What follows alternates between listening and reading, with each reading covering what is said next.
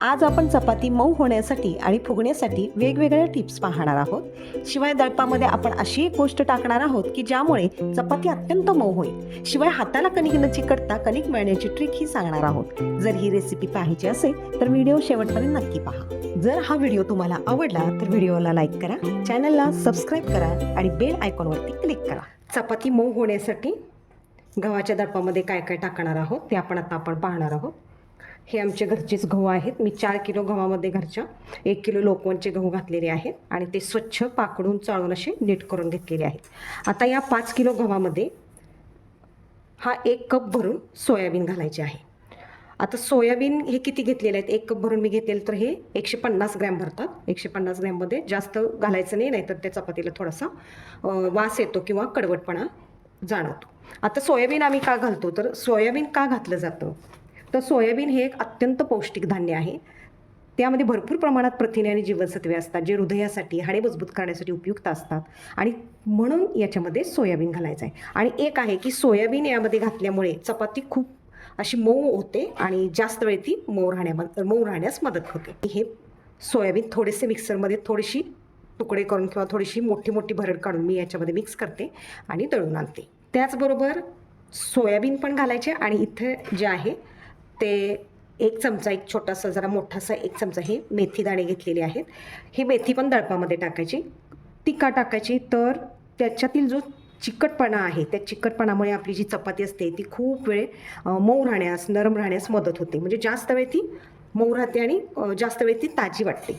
त्याचबरोबर ती आरोग्यासाठी पण लाभदायक आहे. त्यासाठी हे सगळं दळप चांगलं गिरणीवाल्याकडे नेऊन अगदी बारीक असं दळायला सांगायचं आहे.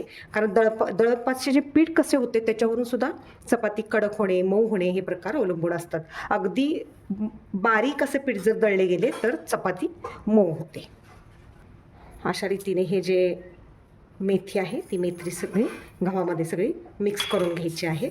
आणि सोयाबीन जे आहे हे सोयाबीन तुम्ही असेच टाका. जर तुमच्या गिरणीवाल्याकडून काही तक्रार नाही आली तर तुम्ही असेच दळायला दिलात तरी चालेल. मेजरिंग कपनं जर घ्यायचं माप म्हटलं तर हा 1 कप आहे. या 1 कपामध्ये मोठ्या 2 चपात्या होतात आणि छोट्या छोट्या 3 चपात्या होतात. आणि बरोबर या 1 कप पिठासाठी अर्धी वाटी पाणी लागते आणि अर्ध्या वाटी पाणीमध्ये अर्ध्या कपामध्ये हे पीठ मळून होते.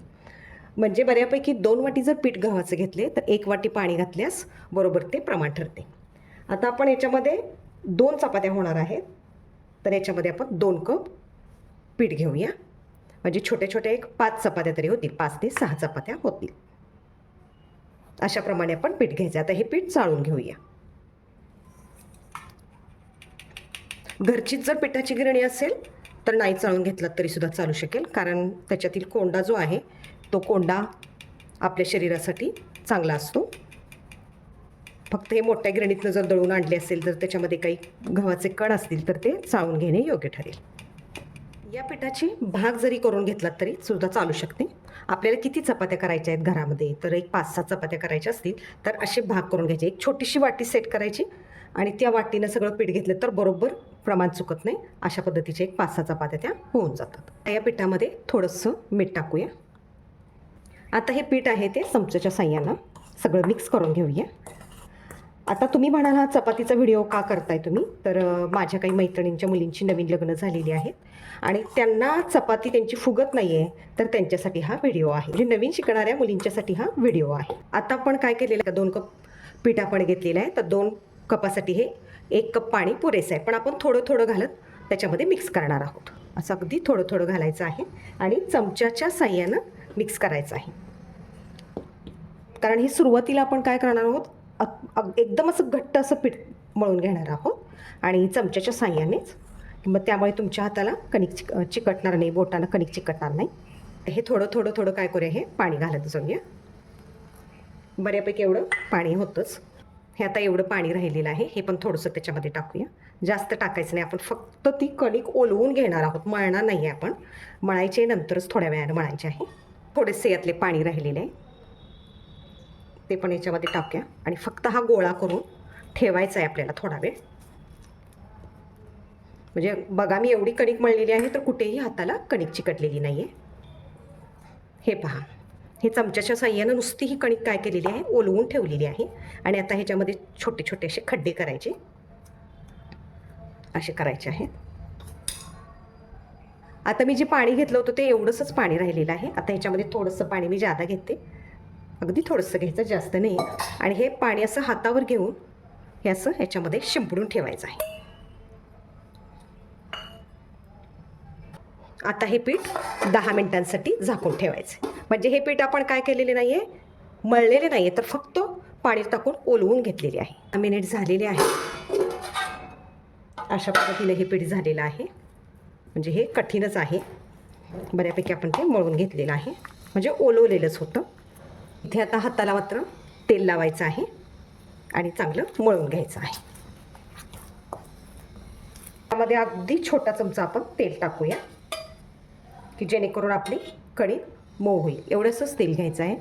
हे अर्धा पोह्याचा चमचा आणि आपण हे तेल टाकून घ्या. हे तेल आपण याच्यात मुरवत काय करूया की कणिक मळून घेऊया. अशा रीतीने हाताला तेल लावलेलंच आहे आपण. हे अशा पद्धतीचं पीठ मळताना हात स्वच्छच राहतो तुम्हाला. म्हणजे हे नवीन मुलींच्यासाठी आहे. आता हे जे पीठ आहे आपण मळलेलं आहे, हे एक 15 मिनिटे तरी झाकून ठेवायचे आहे. कारण चपाती करण्यापूर्वी अर्धा तास तरी ते पीठ मळून झाकून ठेवल्यास ती चपाती अत्यंत मऊसूत अशी होते. आता 20 मिनिट झालेले आहे. कणिक आपली चांगली भिजलेली आहे. पहिले 10 मिनिट आपण झाकून ठेवलेली होती आणि आत्ता मळून आता 20 मिनिट ठेवलेली होती. ह्या अशा पद्धतीची ही कणिक झालेली आहे. अगदी छान रीते ती भिजलेली आहे. त्या चपात्या किती करायच्या आहेत त्याच्यानुसार आपण त्याचे गोळे करून घेऊया, म्हणजे अंदाज येईल. अशा रीतीने छोटे छोटे गोळे करून घ्या. अशा रीतीने अगदी छोटे छोटे असे 6 गोळे तयार झालेले आहेत, म्हणजे आपल्या 6 चपात्या होतील. हे 2 कप आपण पीठ घेतलेलं होतं, गव्हाचं पीठ, आणि 1 कप पाणी घेतलेलं आहे. याच्यामध्ये हे 6 गोळे तयार झालेले आहेत. थोडेसे आपण पीठ लावून हा गोळा घेतलेला आहे. आता आपण लाटूया हे.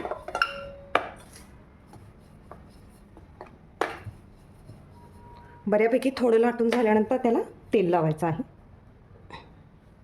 ब्रशने लावा. तुम्हाला जर हात तेलकट नको असतील तर तुम्ही ब्रशने लावलात तरी चालू शकेल. आणि अगदी थोडं थोडं पुसायचं आहे.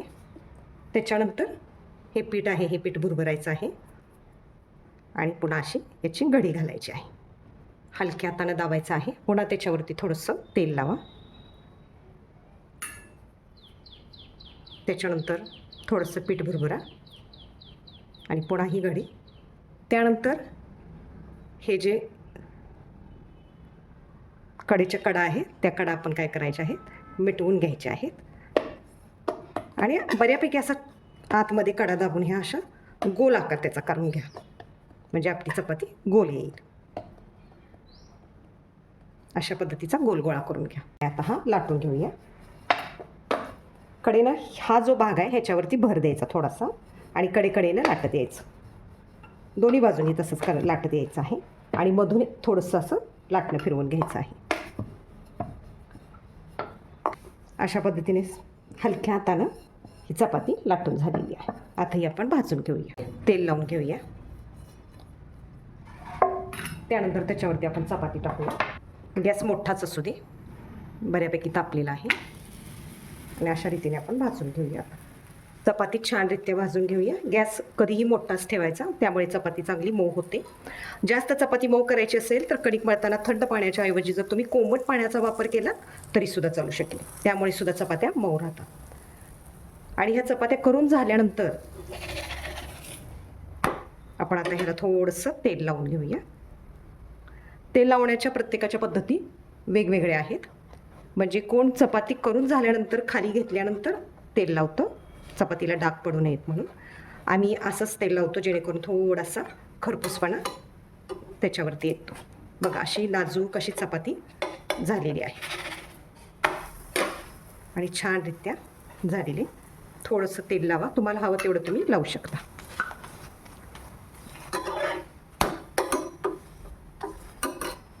अशा पद्धतीने दोन्ही बाजूनी अगदी छान, अगदी काठ कडेल. जर चपाती फुगली तर ती काठ थोडेसे कडेचे कच्चे राहतात.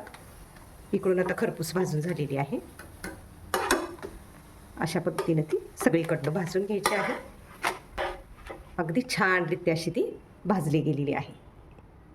बघा अगदी छान अशी ती भाजली गेलेली आहे. ते आपण आता बुट्टीमध्ये काढून घेऊ. अशा रीतीने आपल्या ह्या मऊसूत चपात्या तयार झालेल्या आहेत. ह्या छान मऊसूत अशा चपात्या तयार झालेल्या आहेत. आता एक मी ते उघडून दाखवते. कशी फुललेली आहे बघा, त्याचे किती पदर झालेले आहेत. अशा रीतीने पूर्ण ओपन झालेली आहे. पूर्ण पॉकेट तयार झालेलं आहे.